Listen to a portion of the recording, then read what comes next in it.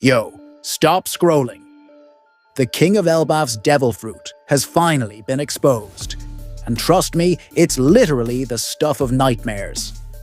Plus, the strongest monster from 300 years ago just stepped onto the battlefield.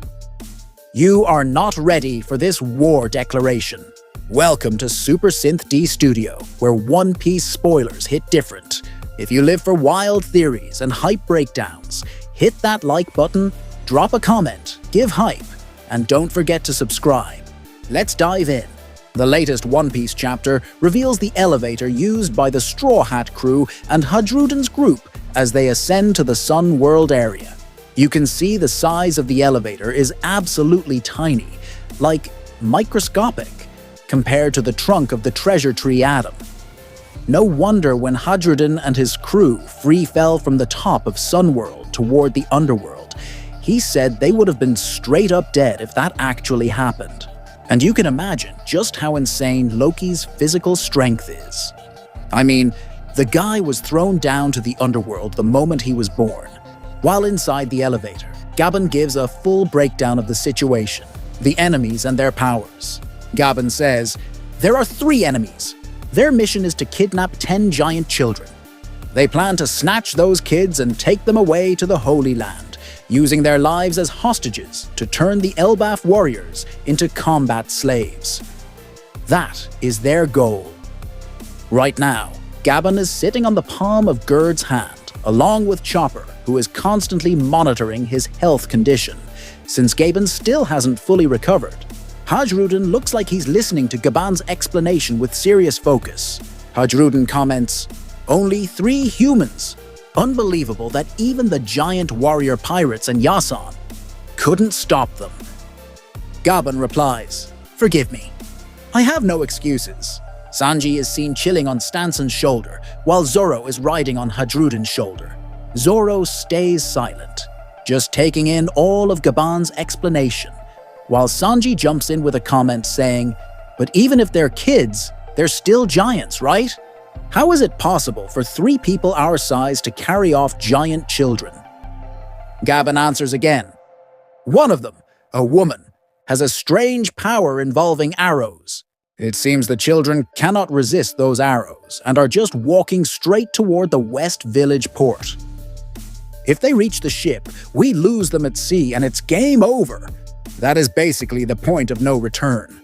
Road asks, "But why can't you just take the kids back right now?" Gaben replies, "Among the 3 enemies, there is a man named Summers. I know a little about him. He is a thorn human who ate the Iba Iba no Mi. He can freely manipulate plant vines covered in sharp thorns. The vines can even be made invisible. Those vines are currently wrapped around the children's bodies." Gerd comments, "So that's why you can't touch them? That's horrifying." Gaben says, "Yeah, those things are as hard as iron. If we make a careless move and break the children's formation, they will turn into hedgehogs. It's all set up so they hurt each other. And besides that, the 3rd enemy is likely an ability user who can manifest nightmares. The children's fear has taken physical form and is blocking every rescue attempt. Even though from the outside it looks like the kids are just marching in broad daylight, no one can save them. This is a game, arranged by those 3 enemies using their abilities." Hadruden says, "We will save them no matter what." Gaben replies, "It seems it would be faster if we hunt down the 3 main ability users directly." Goldberg joins in, "Even if they are immortal, there must be a way to deal with them. Trap them, crush them, or even eat them." Gaben laughs. "That's actually calming to hear." "I think so too." Hadruden asks everyone to gear up because they will arrive at Sunworld any minute. But the moment they reach Sunworld, they are immediately shocked by the sound of a massive explosion. Hadruden's group finally sees the chaos unfolding in the Sunworld area. There are fires everywhere, and the first nightmare monster they see is Nidhogg. Even Hadruden is totally shocked when he sees that Nidhogg monster. Is Hadruden shocked because it's like he's seeing Loki in his Zoan Devil Fruit form? You guys can also see the tongue sticking out of that Nidhogg monster. It's exactly the same as what Loki often does, right? Plus, the body shape of this Nidhogg monster is extremely similar to the silhouette of Loki's Zoan transformation in One Piece chapter 1170. So this moment further confirms that Loki's Devil Fruit is indeed the mythical Zoan model, Nidhogg. Finally, we get a wider view of the chaotic situation in Sunworld. The situation is even worse than what Hadruden's group imagined. All kinds of nightmare monsters have literally appeared, starting from Nika, Nidhogg, Fenrir, bird monsters, ghosts, and so many more. The screams of giants and the sound of massive explosions are echoing back and forth. Hadruden's group also spots the Great Eric ship, and they are shocked because the ship belonging to the giant warrior pirates has been destroyed. Gaben explains that Dorry, Brogy, and the other warriors used it to come here, but the monsters managed to take down the ship. Hadruden can't believe what he's seeing. Suddenly, someone comes running and screaming Hadruden's name. Turns out, it's Kashi. Hadruden is relieved to see him okay. He says they just returned from the underworld and asks Kashi to explain what on earth is happening here. Kashi looks badly injured, and he asks Hadruden's group to listen carefully because this is going to be very hard to believe. Hadruden's group is shook when they hear that Captain Dorry and Captain Brogy intend to kill Master Jarul. As Kashi tells this story, we see Imu's Domi, Reversi army, led by Dorry and Brogy, moving toward the west village of Elbaf. The giants try to block them, but other giants are fleeing from them. Kashi begs Hadruden's group to stop them because it's like his friends have completely lost their minds. Gerd then asks Kashi about the fate of the kidnapped children. Kashi explains that Ripley is chasing them along with several other soldiers, but there's no news yet on whether they managed to save the kids or not. The children should have reached the port by now. After that, Kashi tells something to Rode that immediately shocks him. Rode is shocked to find out that Bjorn is among the children taken hostage. Without a second thought, Rode sprints off to save Bjorn, who turns out to be his younger brother. Hadruden and the others shout for Rode, but he ignores them. As a result, Gerd and Goldberg decide to chase after Rode and help save the children. Sanji then asks Kashi for directions to the Walrus School because he's sure Nami and the others must be near there. Kashi points toward the blazing fire in the distance. Yep, that is the school building and library burning down. Sanji asks how both buildings ended up on fire. Zoro cuts Sanji off by asking Kashi, "You said Dorry and Brogy lost their minds?" "Yes, that's true," answers Kashi. Then Kashi begs Hadruden's group to hurry because Master Jarule's life is in danger. Then, a double-page spread is shown featuring a map of Branch Route 8, indicating the positions and activities of all parties.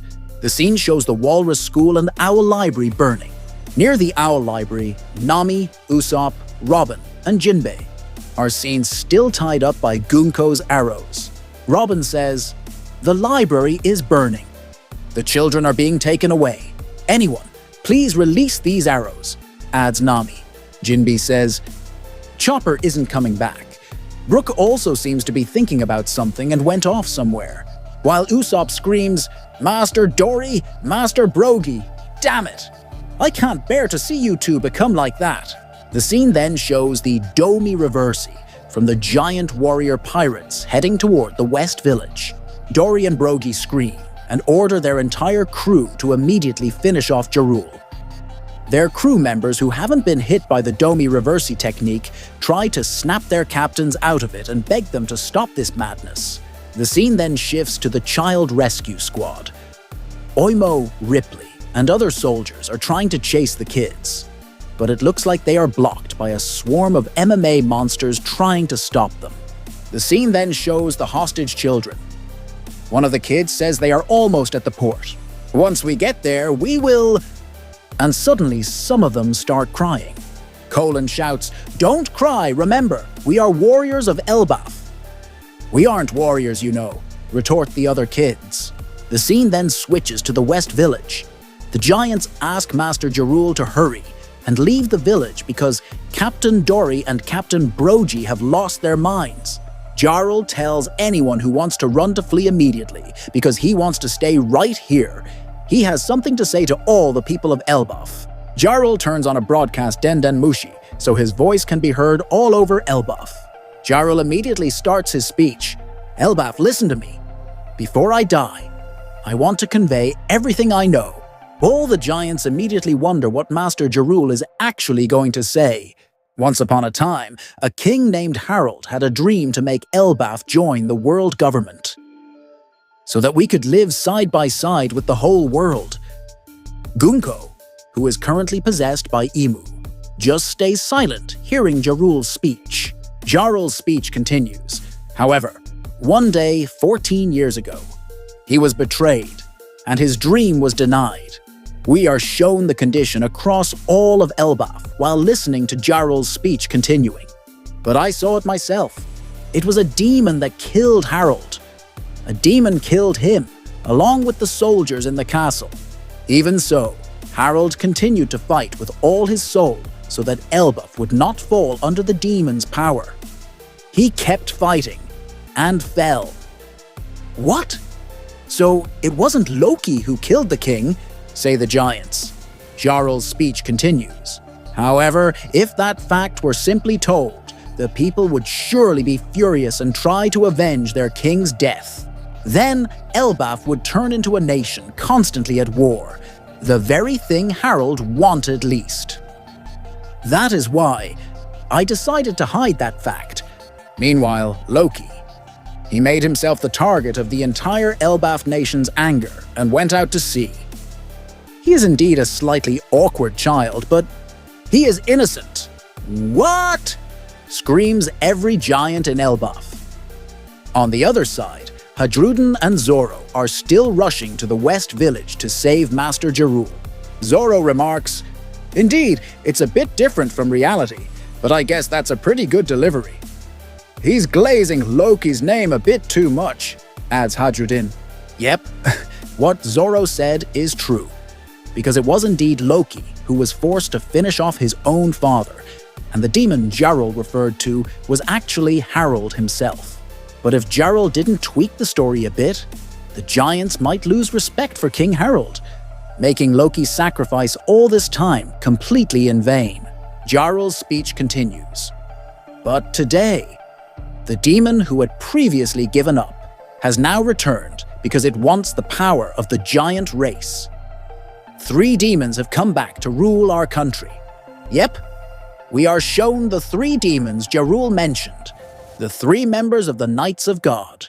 Killingham is seen rushing with his MMA army. Then Gunko Imu is flying without saying a word. Then Summers is shown sitting casually while listening to Jarul's speech.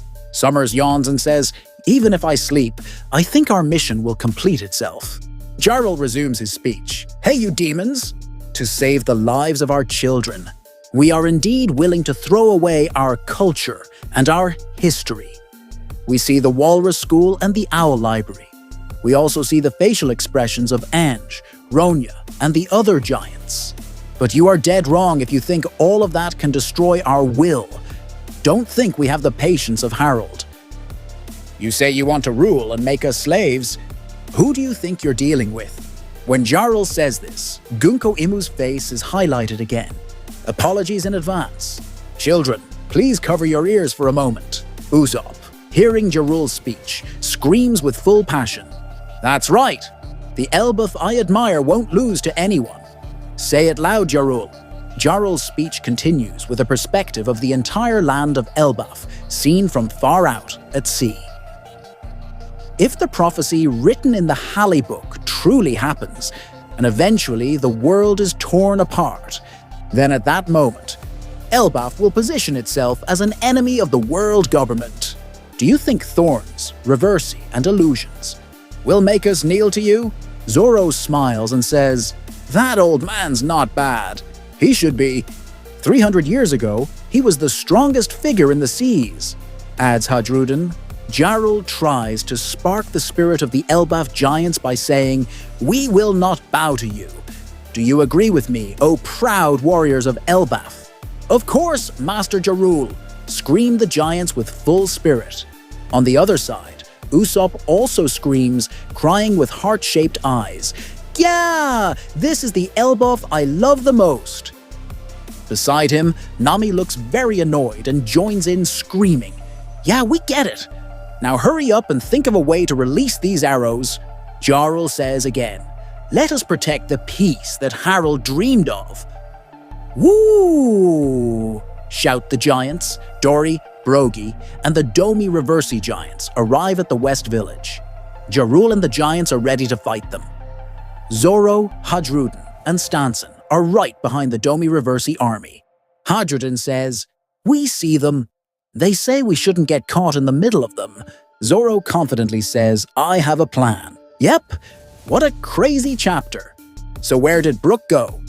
Well, Brook's entire explanation was laid out clearly in the previous video, so you can watch that right after this one.